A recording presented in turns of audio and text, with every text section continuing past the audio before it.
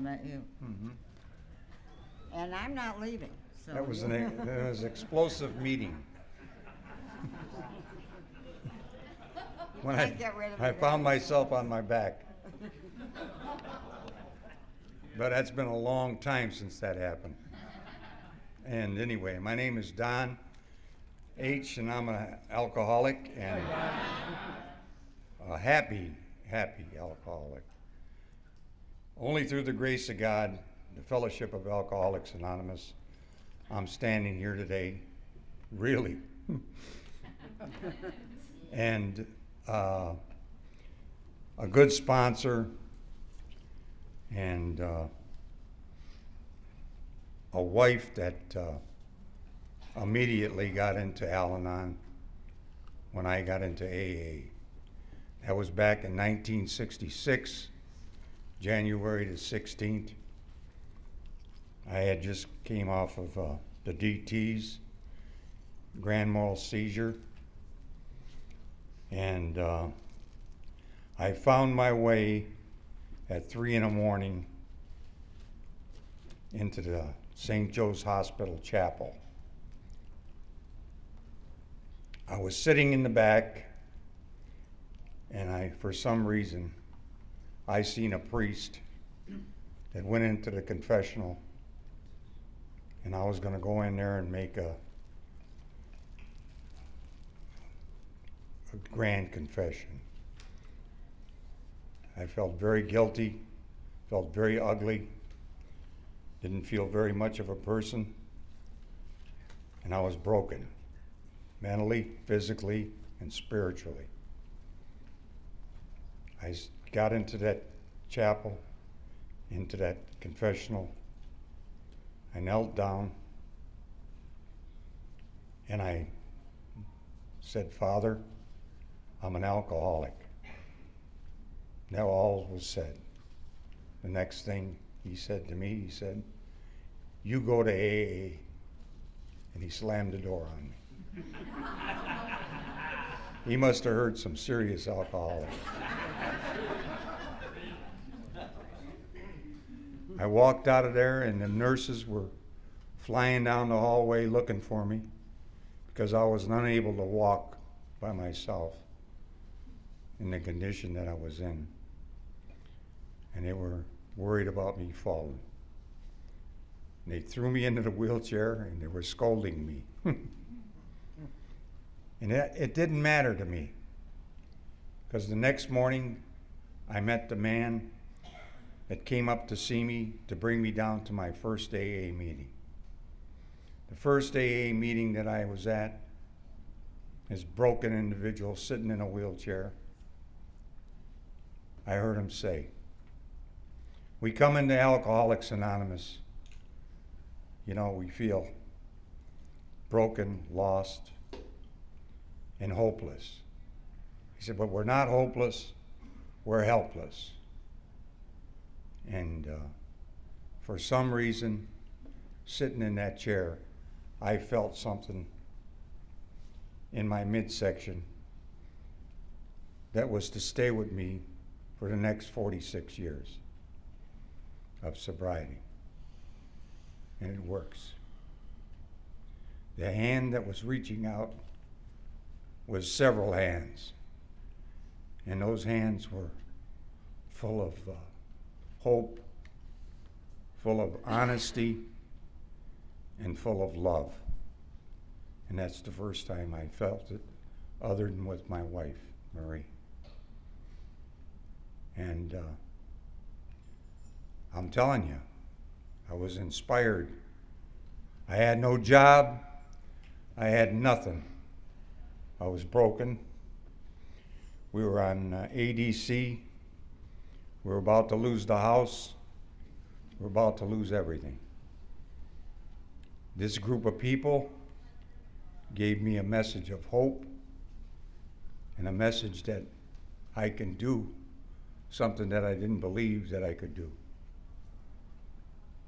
And it happened. Only through the 12 suggested steps of Alcoholics Anonymous. And I don't know where they get that idea, suggested. Should have said, we force it down your throat because you need it. And that's what these guys did to me. I met a sponsor that wasn't an egotist. He was a helpful person. And he showed me how to reach my hand out and help that other alcoholic who had gone through the same thing that I did. Now from there on in, I want to tell you, a job came, my health came back, thanks to my wife's good Italian cooking, and everything started to grow. I had 3 children at home, 2 boys and 1 girl, and we had fun. We started to do things together. We started to grow together. And in the job, things started developing into something that should have been. Only through the grace of God.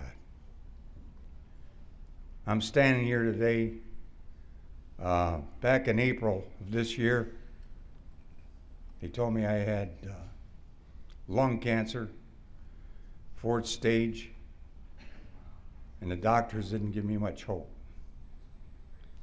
I went to an oncologist, and he said, with your fate and your program, you're going to get through this. And here I am today. Sure, I fell.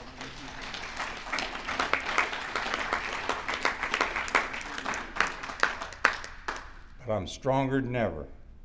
And I know only through the grace of God, the same God that met me in that chapel back in 1966 is with me today.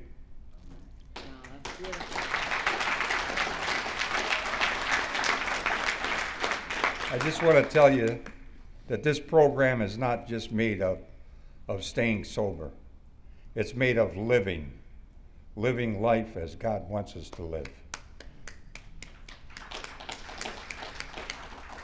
And what does that mean? It means getting out there in the grind. I was going to lose that house back in 1966, a little house in Fraser. I went through 5 houses today. And one of them was Fraser. One was in Sterling Heights. One was in Troy. That house in Troy, bought the house in Florida. I lived there for 7 years. A beautiful home, 3,100 square feet. This all came through the Fellowship of Alcoholics Anonymous, giving me the boost and the direction in the right direction. That everybody deserves whatever they want in this life. Just go for it. Go for it. Believe that God that you found in this program, you have to trust that He's going to lead you in the right directions. Every time I did anything different, or my wife and I did, and made a decision, we prayed about it. And in our prayers, we found the answer. And today, we're sitting in a home in Shelby Township, not because I wanted to, but my grandkids and my wife wanting to be with them. They're all on the marrying level right now. And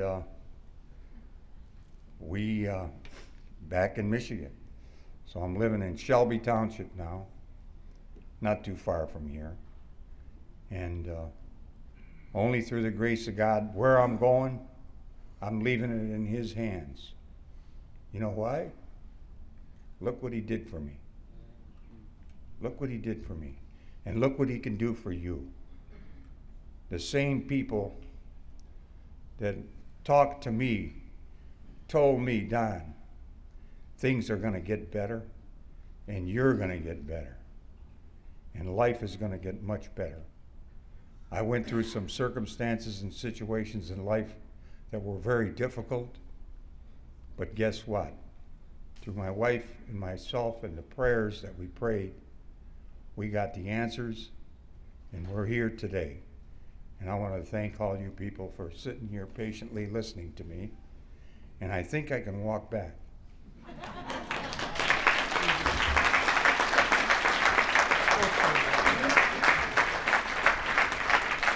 Oh, Don, that was outstanding. Oh, thank you so much.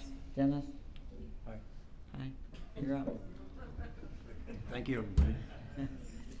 Good. Thank you. This is kind of an emotional moment for me because my name is Dennis. I'm an alcoholic, okay? I've known Don and Marie for 35 years, and they're part of my sobriety, and they're a big reason that I'm still sober today. They're very spiritual people. I'm a much better spiritual person today than I ever was because of them, and I love them very much. And I say that openly, and I'm really, really admire. You know, I think the biggest gift that I received from before I went into AA was to hit my bottom. And, excuse me, I was ready to come in to the program at that time. I didn't have any second thoughts. Excuse me. Excuse me. I didn't have any second thoughts about coming in here. I was ready